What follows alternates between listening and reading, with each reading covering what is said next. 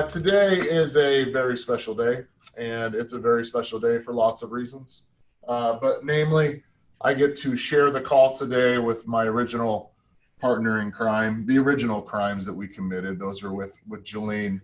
Jillene's been with me 14 and a half years or more. I don't even know. It's been a really long time, and it's been a really blessed part of my career. So you guys are going to have a really exciting call today.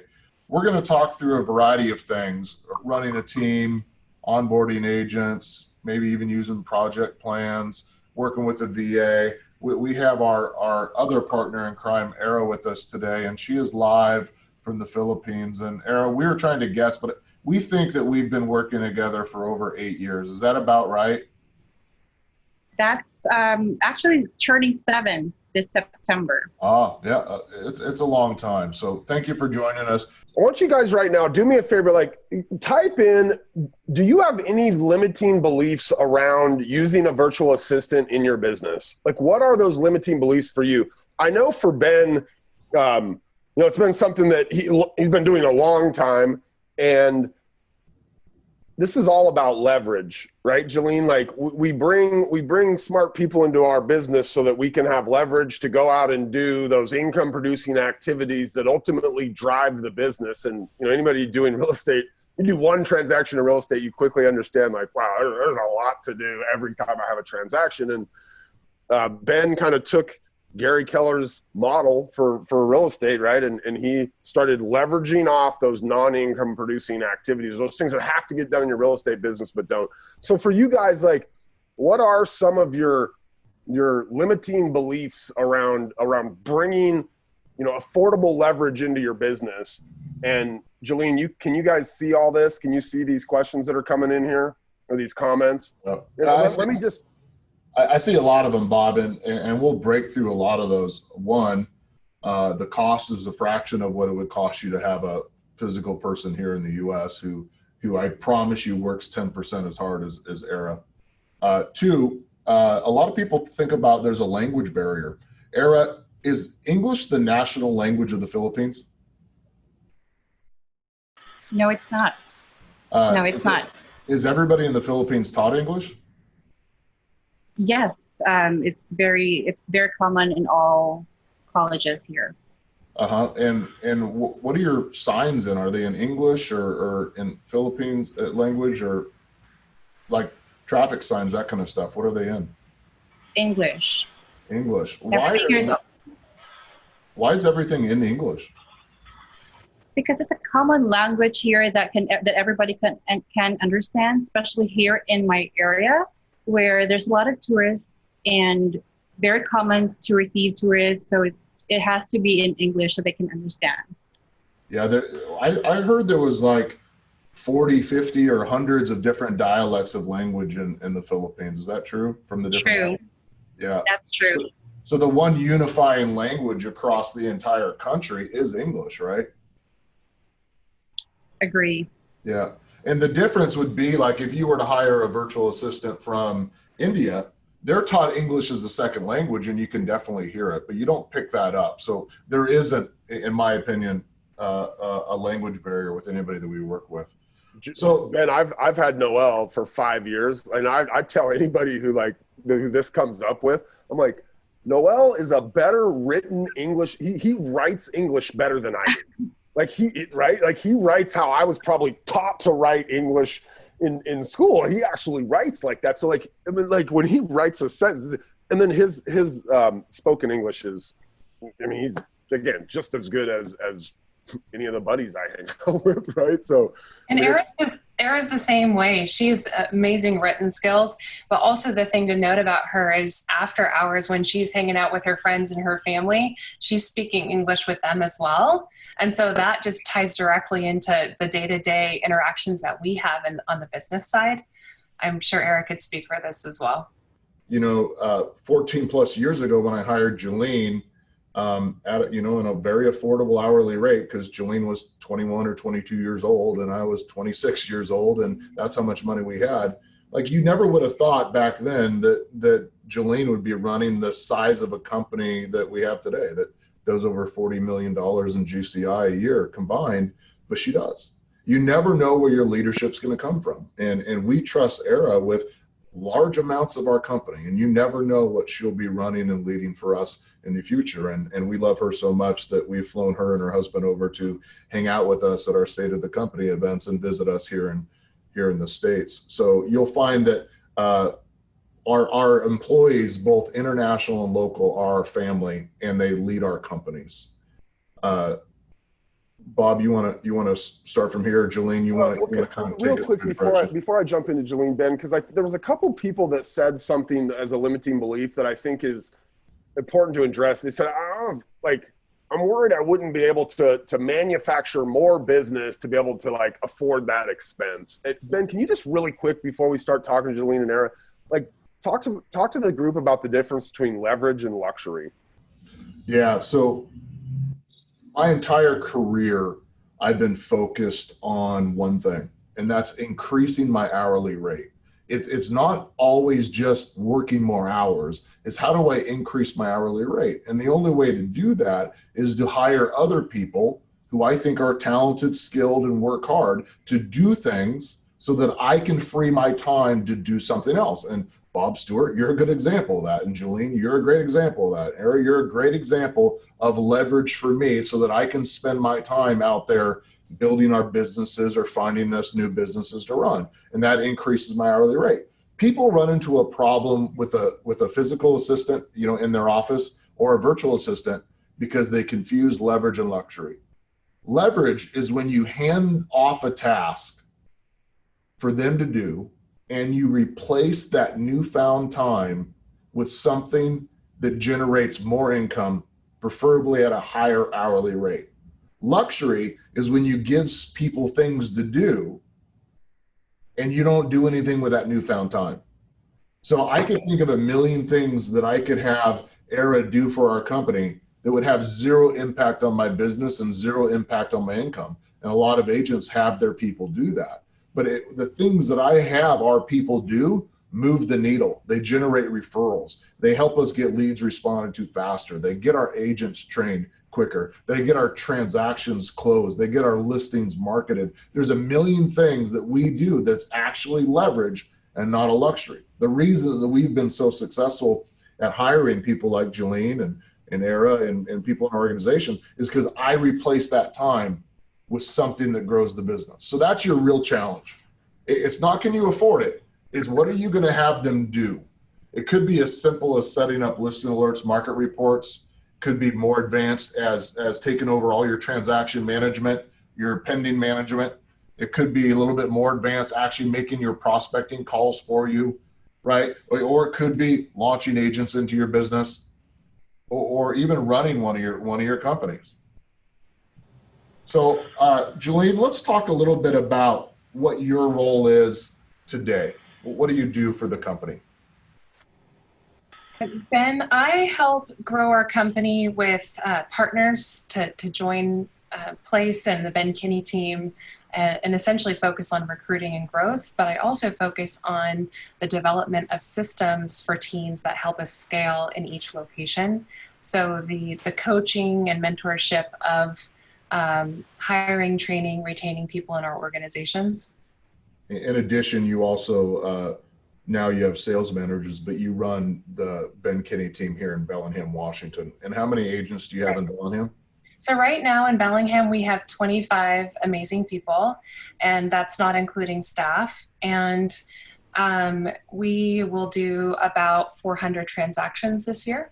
Okay, and that doesn't include our Everett, our Seattle, our Tacoma, and our other locations in Washington. No. Right. So in Washington State, we probably do about 1,000 to 1,200 contracts a year.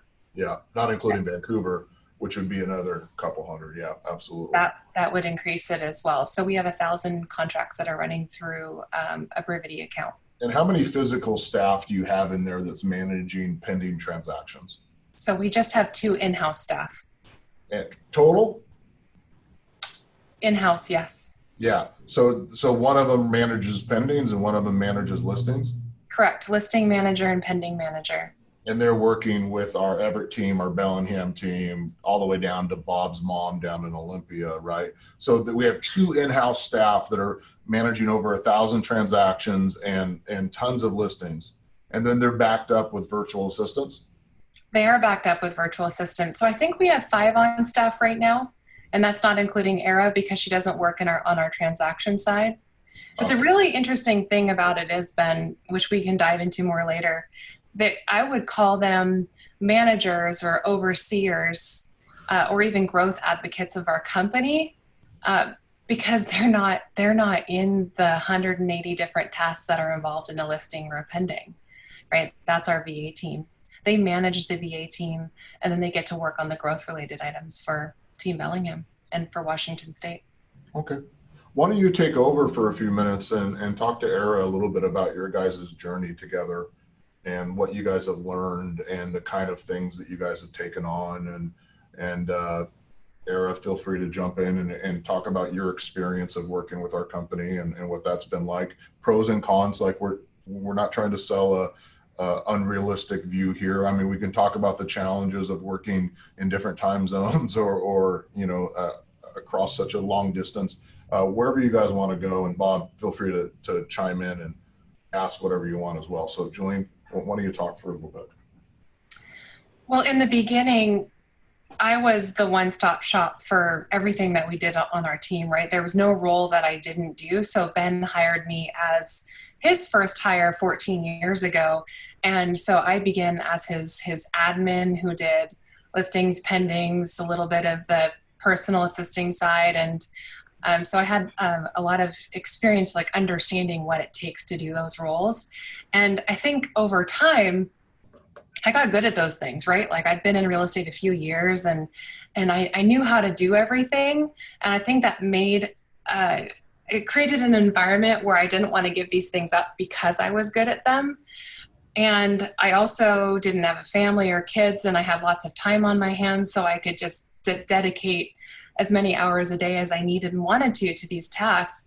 But Ben encouraged me over time to start to give things up, right? He's like, okay, well, how are we going to grow? We can't grow unless you choose to give these things up that you feel, and you are good at. But the only way our company will grow is to leverage those out to another person who, in the beginning, was Ehra. Jillene, can I ask, so that you said something interesting there that kind of rang for, is you said, I didn't want to give up things like I enjoyed doing or that I was good at. Mm-hmm. When you guys first were thinking about bringing Ehra in, did you and Ben like sit down? Because I know we do this in our business, right? Like sit down and be like, what do you do all day? And in our business, we actually track in like 15-minute increments. We do this once a quarter or something. We're like, what does your day actually look like? Did you guys sit down and like just make a list of all the things Jillene does over the course of a day? Is that kind of where you might start when you were bringing in a virtual assistant to just determine like, all right, here's the 100 things I do. Like, wow, these 30 could totally be done by Ehra. Bob, think about this, that we didn't bring in our first piece of leverage for Jillene until we were doing over 143 transactions a year. Mm-hmm. But we didn't bring in anybody else to help us, part-time, interns, anything, until we got to that level. So Jillene was the pending manager, the listing manager, the agent recruiting manager, the Ben's personal support person, all of that, right, for 143 transactions and probably a team of 5 or 7 or whatever that was at back in the day. So go ahead and take that question, Jillene. Well, exactly, Ben. I mean, it happened organically, right? Our company grew to a level where it showed us that we could financially take on another person and support them and organically take them on to help us grow to then the next level. And so I was introduced to Ehra through a VA company. And I think we got really lucky because now I think there's lots of VA support where they're pre-trained and they know your CRM and your products and have a little bit of experience. Back then, we kind of got lucky in many ways and got connected with Ehra, who it's interesting because from the beginning of our relationship, I knew that she was going to be an asset to the company based on her communication, because the moment that we got connected, there has been daily communication for the last 7 or 8 years. I don't think there's ever been a day where Ehra and I have not talked, right? And that carries through all the roles that we've had, both of us, over the last 8 years, but her communication has always been there. And Ehra, if you want to tell us a little bit about how you got started and what you were asked to do, just to introduce yourself. Yeah, so I remember I started out as an inside sales agent, or I was helping out setting appointments for agents in Bellingham, and then we grew to Everett and then Seattle. So I was helping out in appointment setting, and then later around 2017, I transitioned from an ISA to helping Jillene and Kate with the onboarding and offboarding our team members in the Ben Kinney real estate team. So when you were doing the ISA work, Ehra, you came in and did they just kind of turn you loose, or did you sit with Jillene and you maybe listen to some of her calls, or they helped you with, like, right. What did that look like in the beginning of that ISA role? I was very dependent with Jillene. I would bug her from time to time, like every day I would ask her how to do a specific task, because this was actually my first real estate experience. I don't have any background with any real estate role or jobs. I was a VA, but not in the real estate industry. So it was very challenging for me. So Jillene was there all the time, all the way. So she lets me shadow her doing some tasks. And then when I felt comfortable, she passed those tasks to me. And then from there, I grew and helped her. Does Jillene, like, I think there's stuff that like, you know how to do that you like to do. There's stuff that you know how to do that you don't like to do. And then sometimes there's stuff that, like, maybe like you don't even really know how to do, but you know needs to get done. It sounds like you had gotten yourself to the point in the business, Jillene, where you kind of knew how to do everything, right? And I think, like, do you feel like it's really important that, like, before you were going to bring a VA in and expect them to help you do something, that you knew how to do it yourself? Gosh, I think that's really helpful. I think it's easier to teach someone something that you have previous experience with. But that being said, Ehra's very resourceful, and you can ask her to go research something, and she will. She'll go do the online research or go to our tools or some of your past webinars and rewatch them or look at them. So she's very resourceful, and if you ask her to go do that, she will. One of the gifts from Jillene that she's done for our company is, from day one, she wasn't just doing her job, she was building our business. And the way she did that is she created a checklist, a piece of paper, a document. Even if she would ask me a question on a script, you started noticing that she was hitting record on her phone and recording me giving the script out. And then she would take that, send it to a team, maybe one of our VAs, have it transcribed, put into a document. Like, Jillene was always creating systems, and Ehra does a good job of that for us as well. So over time, you wake up, you don't just have somebody that's worked hard for you for a couple of years, you have people that have actually built the infrastructure and foundation of your business. And today, Jillene and your team, you guys are still, you pound me on it. Everything that we say, everything that we do needs to be in writing. There needs to be a system, an auto plan, a task, a project, something for those types of things. Yeah. Right. And I think what is key to note is that I would give her one thing at a time, instead of saying, here's a platter full of, like, a smorgasbord and, like, take it, here's all of it, and just layering one thing at a time. And I don't think anyone in the audience needs to overthink what they need to have in place before hiring a VA. I think sometimes if you're ready to take that step financially and organically with your team or your business, that all you need is one great system to plug them into, right? And I know one of the things that Ehra did in the beginning is that she would send out daily reports for our team of, like, what was our activity, how many dials did we make, contacts, appointments, like team totals, and just, like, bring us together as a team with a consistent gathering of data and managing some of our, KPI dashboards and where we had our team numbers, and helping us with those every day. That was a really big one for us. That's a big deal. Well, you know why that's a big deal to me? Like each of those agents individually know what they did yesterday, but to go shine a spotlight so everybody can see what everybody did yesterday, right? It makes that guy or that gal who only made 10 calls yesterday when everybody else made their 150, that person probably feels a little bit uncomfortable, right, Jillene? Like Ehra was able to say, hey guys, like every day, here's what everybody's doing. It kind of pulls those people that maybe aren't doing, that aren't hitting our standards. Does it pull them along a little bit?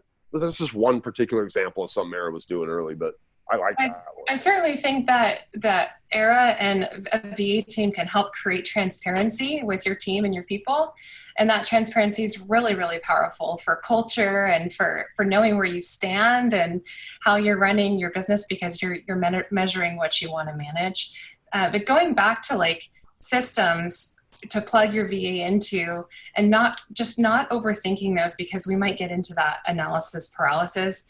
Just pick a system that you're like, okay, I do this really well in my business, and I'm going to bring a VA into that. And that could be that transparency piece of sending out your agent's data every single day, and then just layering on the next thing. Like, for instance, if it was listing alerts or market reports, a successful way to do that would be to start with small batches. So to say, okay, I'm going to take just my past clients and have market reports set up on just my past clients, but not all of them, just 10 of them. So this is my small batch.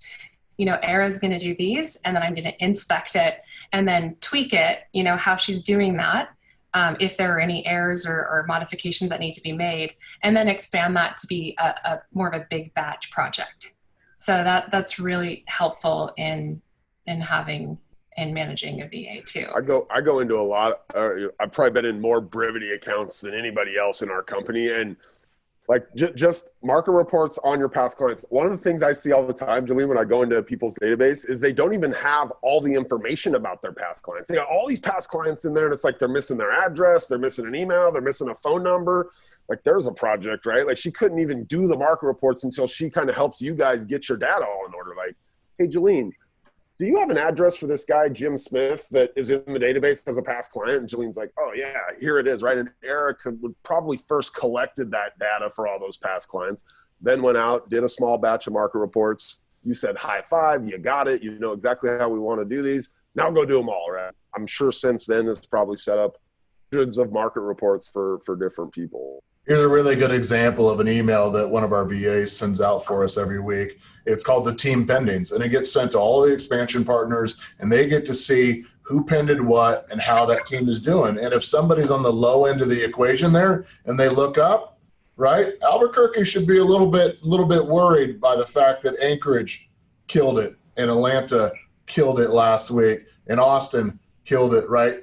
And that goes out to everybody, and it creates that transparency that motivates and pushes people forward. So, Jillene, I want you to go back to talking to Ehra, because Ehra, what time is it there right now? Right now it's 4:30 a.m. You're a diehard, and you work every day from what hours your time? 11 in the evening up to 8 in the morning. Yeah, you're a diehard, sweetheart. So, Jillene, go ahead. Let's talk to Ehra about whatever you want. Your decision. Well, Ehra, this is almost like an interview of me to you on this call too. I love it. You have been incredibly loyal to our company for 7 or 8 years, and part of that loyalty has been sharing things on your social media, even though you're in an entirely another country across the seas, and you've actually brought in a couple referrals for our team, which we are so appreciative of, right? I think one just closed in Texas. In Texas, and we have one in California, in San Diego. That's incredible. It's incredible. And you have really dedicated so much time and consistency, and you've showed up every single day. What has motivated you to show up every single day? When I started, I remember I was in a very challenging position. I think when you hired me, like 2 months or 3 months after you hired me, we got into a massive earthquake. We experienced a 7.2 magnitude earthquake. So it was a very challenging time for me. So, the power outages, the internet connection was we're just all over the place. We have to look for a good spot to work and be productive. But what struck me most is that you were very understanding on the situation that I was in, and that you had to, every day you would train me, you would go on a call with me and just train me, and you would be very understanding every time you get disconnected. And yeah, from that moment on, I realized how much you value me as an individual, more of like a partner, not just a paid employee. So that's a factor why I love the company so much, or the team so much, is because you treat me as a partner more than a paid employee. Ehra, when that earthquake hit, did you lose your personal home? Luckily, not everything. So we had to, like, part of our home was badly damaged, but it's still okay. I mean, it's still livable. And how many days did you take off after that? I actually did not stop working. I continued working. It ran for about 3 months. We don't have any power outage. I would go in a hotel or in a cafe or in whatever is available in that hour. I would go there, and at that time, we don't have backup powers or generators, and we just have to make it through. Ehra, your work ethic and your commitment to our company is why we consider you family. And we would have gave you as much time off as you needed during that time, but you didn't take it. You've always showed up accountable. If there was a natural disaster, you still show up. And I have employees here that break a nail, or their Jordans get dirty, and they can't come to work. Like, what is it about you that has that commitment to being accountable? It blows me away.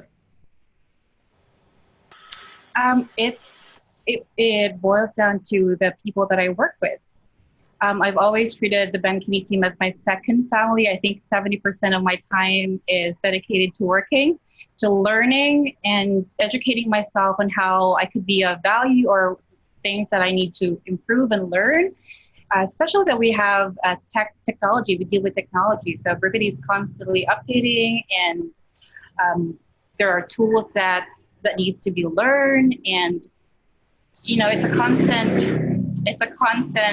learning process for me. I'm so sorry for my background. Jillene, keep going. It's already morning here. Yeah, people are going to work. Jillene, keep going. So, Ehra, can you go through some of the specific tasks you've done over time to help give people an idea of what you've been given, and some of the things that have kept you productive in the past years? Yeah, sure, absolutely. So I started as an ISA, so I helped set out appointments for team members in the Washington team, and then I transitioned into the onboarding alongside Jillene and Kate. So I help them out, like the moment a team leader or an admin fills out an onboarding or offboarding request form, we would process that right away. So Kate and I would process that, like setting them up with their team emails, giving them access to our toolkits and spreadsheets. We would also be setting them up with their Brivity accounts, their websites, their CMA, and all the other fun stuff that we have in the team. Sure. So onboarding is definitely a big project. It's an event, not a process. But I think one of the things that makes Ehra and virtual assistants so valuable is having a process that is repeatable. So I call it process, repeatable, and scalable. Like, that's what we're shooting for with our VA team, is to have that dynamite combination of the process that's repeatable and it's scalable, right?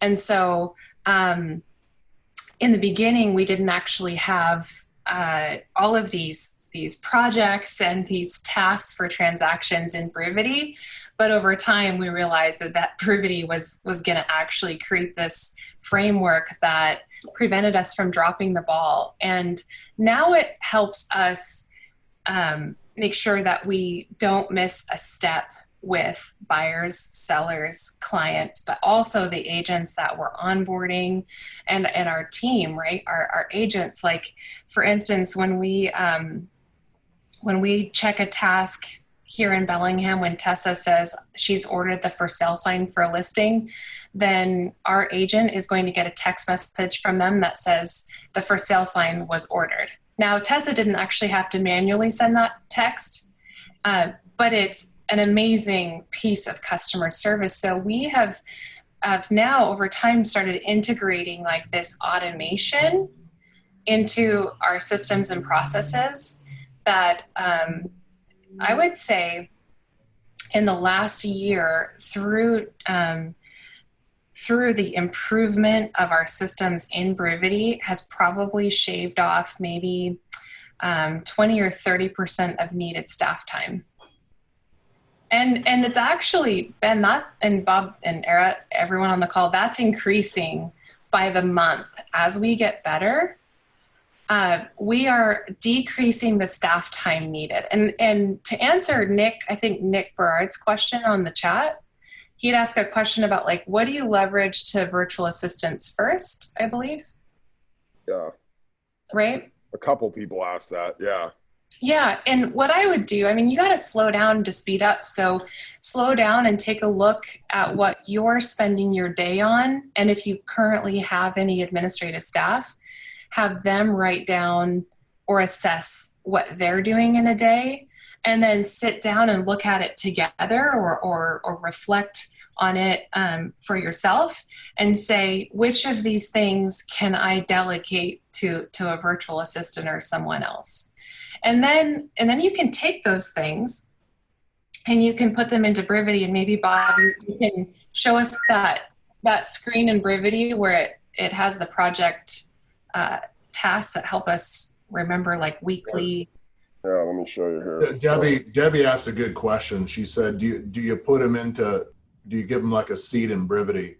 And we absolutely do. I'll tell you what, if you guys are a Brivity customer, and you have a Brivity VA, just reach out to support and I'll give you a free seat for every Brivity VA that you have, because it's so important that they have their own identity and their own tasks inside that system for them to work on every day. It just makes sense to me. Bob, I can't believe I've never thought about that before, but if you have a Brivity VA, you got an extra seat on me. Jillene, oh yeah, that's a good idea. What when we were looking at Olivia's kind of daily tasks. Jillene at benkinneyteam.com. It was Jillene at Ben Kinney Team. Oh, I messed that up. Okay. Different account, Bob. Thank you. Yep, sorry. All right, so we come in here to our projects. We're going to see a whole bunch of projects that they've managed over time, and I just want to take you into one particular project here, which is, so this doesn't necessarily have to do with Ehra, but Ehra probably, or some of our VAs in our world have something similar to this setup, which is essentially Olivia has created a project called Olivia's Tasks. And what these are is she's come in here and created tasks that are things that we do like on a weekly, sometimes a daily, sometimes a weekly, sometimes it's twice a week basis, where they're not necessarily connected to like a particular transaction, right? Those are being done out of transaction plans. They're not connected to a particular person. Those are being done out of people plans. This is stuff Olivia has to do weekly, right? So she's going to check the auto plan dashboard. Maybe she does that once a week. She's going to make sure the marketing manager tasks are being completed, right? She's going to do that once a week. She's going to update the priority sheets. Jillene, you talked about you have a meeting with Anthony and Ryan who run the kind of the sales managers on the Bellingham team, and what you guys, like every Wednesday you meet them at noon, and there's a certain set of data you need from Olivia, and that's just something she has in here, right, as like a recurring task. You know what's interesting about projects is projects were created because sometimes there's tasks that need to be done that aren't really tied to a specific person or a specific property, like planning our client event or doing our real estate school or our career in real estate class or planning Red Day, or these weekly tasks that Olivia needs to ensure that she gets done to keep the business operating, onboarding a new agent, those sort of things. There's lots of ways to use projects. It allows you to assign tasks to specific people and have things show up in your task list every week that you need to get done. Right. And the beauty of this is so it's not tied to a transaction, right? It's just something that is a recurring system and process on our team that we don't want to forget, but we don't want it to clutter up our calendars with these things, right? So on Olivia's calendar, you won't see any of these things there because her default is to log into Brivity the first thing in the morning when she gets into the office, or any of our virtual assistants. Their default is to log into Brivity, and that's their directive for the day. So before, we would give them one system, right? Like, here's what we're doing well, and we're going to plug you into this. Now we have everything in Brivity, which makes it a one-stop shop for our VAs to know what their directive is. So they really don't have a directive in their day outside of Brivity. Isn't that interesting? This was such a game changer for us. Like, this makes me so excited because this changed our world. This saved our people time and frustration, and has also elevated our customer service to both our agents and our clients. Jillene, you when we were talking about this before we came on, you had said all these things Olivia does, not on any particular transaction or not related to any particular person, just things she does in your guys' business. Olivia hasn't been with us that long, and prior to her, we lost somebody who like moved to go be with their family or something, and that person didn't have all these things lined out. It was kind of loosely, like maybe they had some notes around, or they just kind of knew in their head like what they did on a daily basis. So when Olivia stepped into this role, we had to manufacture all those things again. We had to remember what all those things that the last person was doing. Now, Olivia's going to be with us for a long time, but maybe she's going to step into some bigger role with us, right? And when she does that, whoever comes in to replace her now is going to be able to come in here and know exactly what they need to do to replace Olivia on a daily or weekly basis, right? Well, and to add to that, when Olivia goes on vacation, because I know she wants to go to Jamaica to celebrate her graduating her MBA, she is going to go in and either reassign all of her tasks, or she's going to pick someone to come in and do those tasks for her while she's on vacation in Jamaica, right? And it is literally that it's so easy to have that other person step in, because when you open up any one of these tasks, Bob, like if you just look at the detail of the instructions are there. And I have audited a lot of these because I didn't frankly understand all of them because I haven't been in this world for so long. But at the moment I read the directions, I knew how to do it. And so click on the dashboard, come over here, click on dashboard, right? I'd select the auto plan tab. I'd check to see what any errors are. I'd go in and fix those. Yeah, like anybody could step in and do that. That recurs every day. So every day she knows to go check transaction dashboards and see if there's anything that failed to go out the day before. That's so smart. This has been a process, right? Where probably one day we were like, oh crap, we got all these things overdue. We should check this every day. And so Olivia just said, all right, I'm going to check it every day. I'm going to build it into my plan, my project that I kind of keeps me on point. Yeah. And the ease of accountability with using something like this for either transactional tasks or project tasks is that as the leader or the manager, you're going into the tasks every day and looking to see what's overdue. Or you can even have your VA send you an end of day email that has a screenshot of how many tasks that are either overdue or due today. And that's an easy accountability. And then you just look at that email every day to see how they're doing. So our entire VA team actually does this. They take screenshots of their overdue tasks and current tasks, and that's in an end of day report for us. You guys are pretty good at this.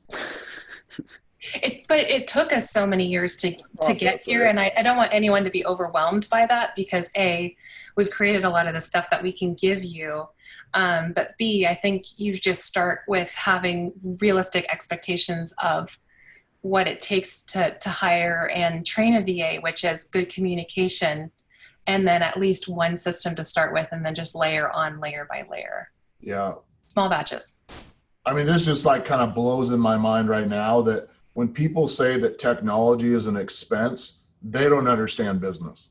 They don't understand that this saves so many hours and so much staff and makes you so much more efficient so you could focus on things. You make millions of dollars a year because you invested the time to build out as simple of a thing as adding in instructions to a task.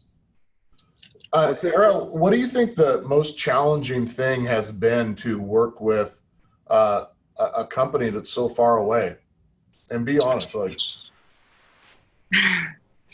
Challenging, I can probably just think of two right now. This is in general, working as a virtual assistant or professional.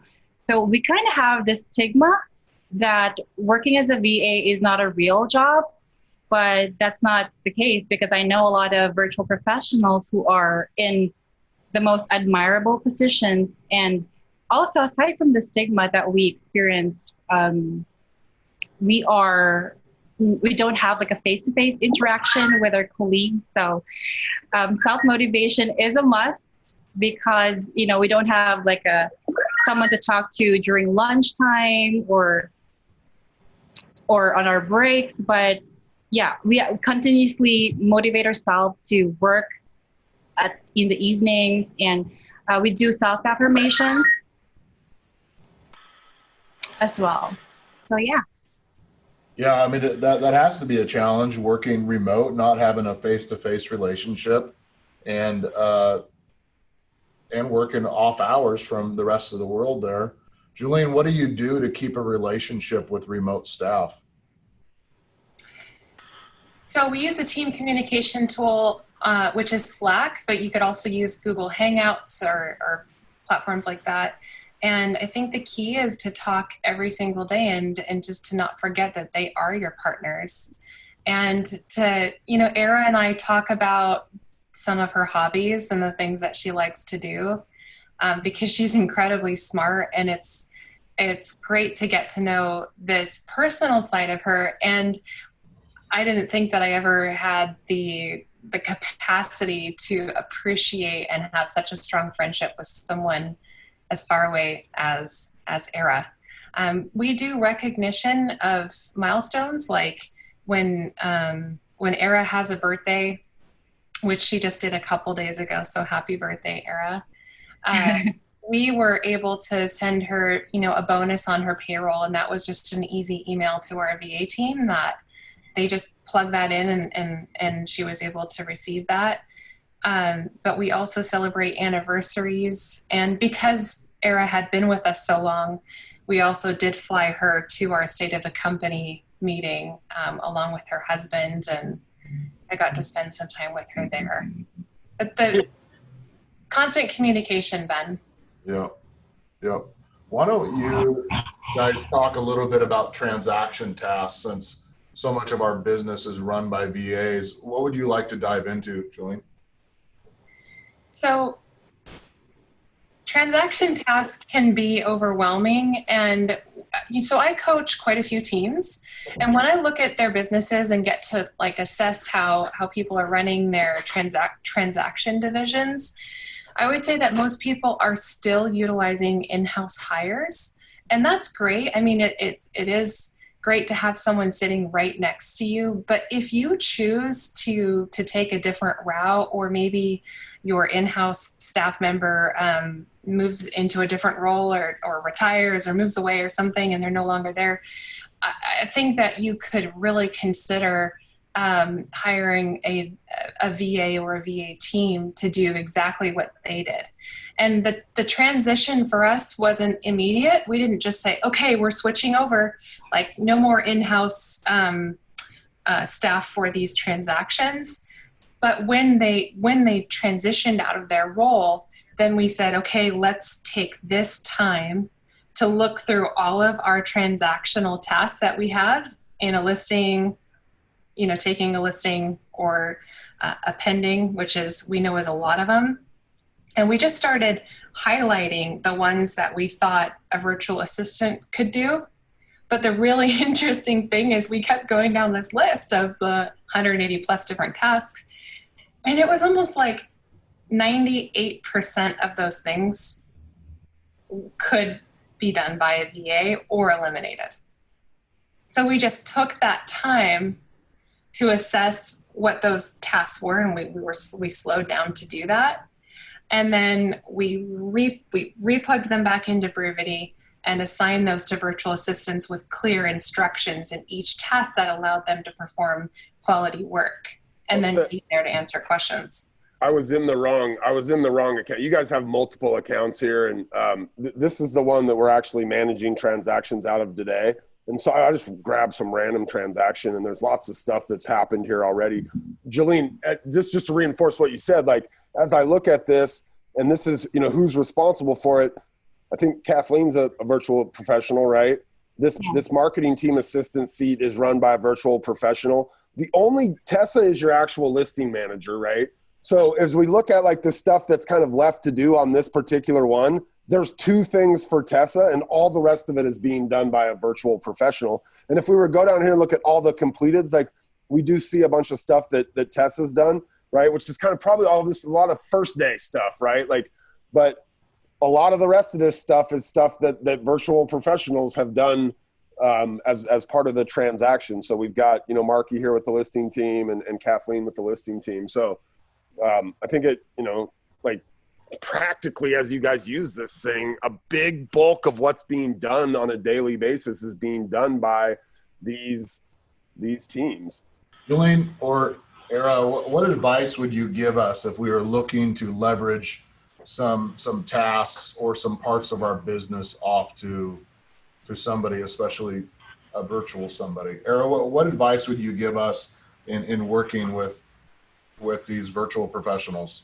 And I think you're right. I think the word assistant is probably the wrong name, because you guys are really executives and leaders in our companies. But go ahead.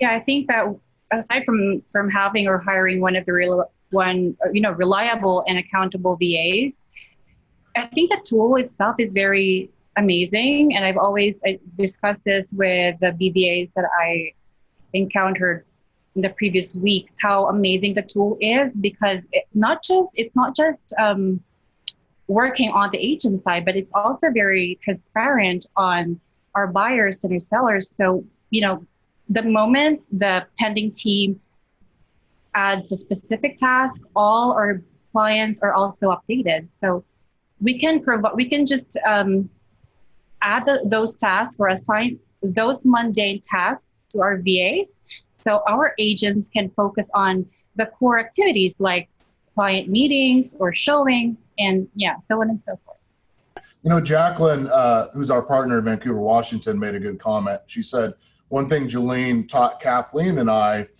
that your VA will only be as good as their leadership. Of course, you have accountable, committed, good work ethics, but our leadership is what matters. We still have to lead these individuals, train them, hold them accountable, right? We still have to do our parts as leaders. You can't just hand the job off and expect that to go away. Ehra and I, we're still partners, right? It's not like I'm hiring Comcast to do my cable. I'm bringing Ehra into my world as my family and as my partner in business. Yeah, I think the advice that I would give, Ben, is that we've got to give up to grow oftentimes.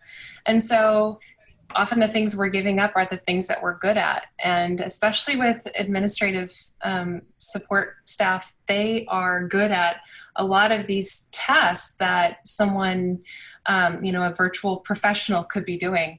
And so if we just sit down and look at what we're spending our time on every day that is not a growth related task for our business, and then just take a chance on someone, because that's what we really have to do, is we have to take a chance on someone like Ehra and have this starting point where you give them this small chance or this small batch, and you give them that chance, and then you expand and grow on that. but you also sit down with your in-house hires and you have them document and look at what they're spending their time on every day and really empower them to give up some of those things as well so that they can then help grow your organization. And some examples of that could be that they could call every single one of your past clients after they close and ask them for a 5-star review, right? And then who do they know that's looking to buy or sell real estate? They could coach your agents on how to use Brivity to take listings. They could coach your agents on how to use Brivity to get price reductions. There's so many things that our staff could do that they can replace that time with that are really valuable to the growth. That's really smart. Now, Jillene, have we ever made any bad VA hires? Quite a few. Quite a few. And what happened in those situations? What do we do? Yeah, and we just gave them the opportunity to grow. So we looked at what our DNA was in that, in their poor performance, and looked at the 3 fiduciary duties of a leader, right? Assess that first, and then gave them the chance. And then from there, we would let them go or top grade them with another VA and just find great people and then hold on to them and pour into them. Yeah. Go ahead, and one of the things I'm taking away is like, you guys, you weren't necessarily totally prepared to have these VAs come into your world, Jillene, right? It was like we brought them in, like you said, you just kind of gave them one thing probably early to do. It sounds like for Ehra, that was like she learned a couple scripts and she probably was calling internet leads or something. And then you just layered on and you were able to kind of build really awesome people in our organization at an affordable price, step by step, right? Because you just kind of, I don't know, in some ways I feel like you just kind of went and dove in. Ehra, here's an interesting question. How does the compensation that a VA gets working with companies compare to the compensation that a VA would get if they're working for a local company or a local job in your area? I've never asked that question. I don't know the answer of it. I mean, what's the That's an interesting question. So right now we are compensated really well. And I think it also, I mean, the payment for clothing and transportation also is lesser compared to working in an office, because we don't have to think about that. We don't have to think of transportation, lunch foods, and we get to just stay at home and save. And yeah, to answer your question, the compensation is really well. And right now with the VBA, I think you, Ben, and the rest of the VBA folks, that the admins, Greg and Bryce, are setting up this amazing compensation plan for our VAs that's going to be beneficial in the long run, like the retirement package that you mentioned, and also the bonuses and the healthcare. So with that kind of package, the VA industry is going to be amazing. I mean, everybody's probably going to be working online at home, work from home with that kind of package. And there's a lot of like fly-by-night VA companies that probably take advantage of people there that don't provide health care or bonuses at the end of the year, or retirement options, or those sort of benefits that we offer to all of our people. Thank you for sharing that. Bob, what do you have for us? All right. Thank you for watching today's webinar. Listen, if you're interested in finding a reliable virtual assistant like Ehra, who we just talked with on the Ben Kinney team, what I'd like you to do is go to brivityva.com/consultation. Again, it's brivityva.com/consultation. And let's discuss your options for a virtual professional. You know, we do these for roles like inside sales agent, transaction coordinators, marketing manager, really anything that you can do on a computer. We have a trained virtual professional who's ready to help you gain some leverage in your life. So it might be a full-time VA you're looking for. It could even be a part-time or a project-based virtual assistant. We have something for everyone with prices starting as low as $250. So brivityva.com/consultation, and we hope to help you gain some leverage in your real estate business.